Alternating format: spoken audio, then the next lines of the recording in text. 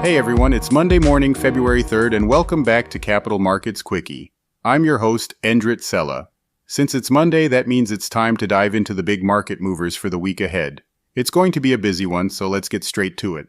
Before we begin, a quick note. Today's episode is sponsored by AMF Capital Asset Management Frankfurt. For tailored investment solutions and top-quality mutual funds, visit amf-capital.de. Last week, stocks had a strong start, but came under pressure as the reality of Trump's tariff plans started to sink in. Over the weekend, he made it official, imposing 25% tariffs on Canada and Mexico and 10% on China, all set to take full effect by Tuesday, February 4th. The market is now bracing for retaliation, with Canada already announcing counter tariffs worth over $100 billion.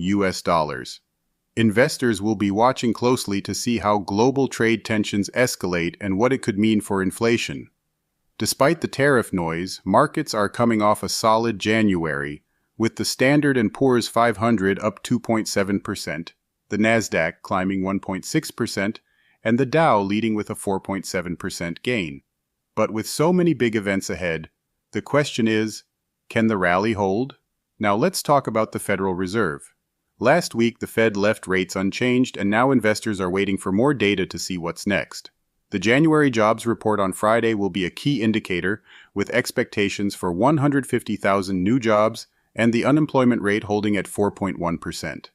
A hotter-than-expected report could push rate cut expectations further out, while a weak number might bring cuts back on the table. Meanwhile, earnings season is in full swing, and this week is packed. We've got Amazon, Alphabet, Chipotle, and Eli Lilly leading a wave of reports from over 130 S&P 500 companies.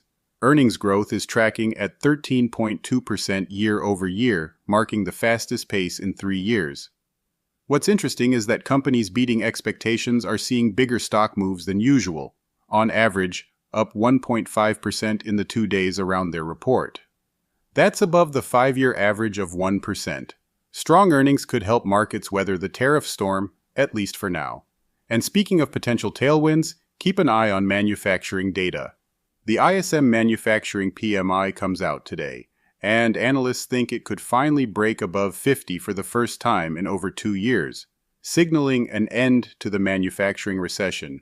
If that happens, it could be another reason for markets to stay bullish, especially with cyclical earnings set to accelerate in 2025. So to wrap it up, markets are juggling tariffs, a major jobs report, and a flood of earnings, all while watching for signs of a manufacturing rebound. It's shaping up to be a volatile week, so stay tuned.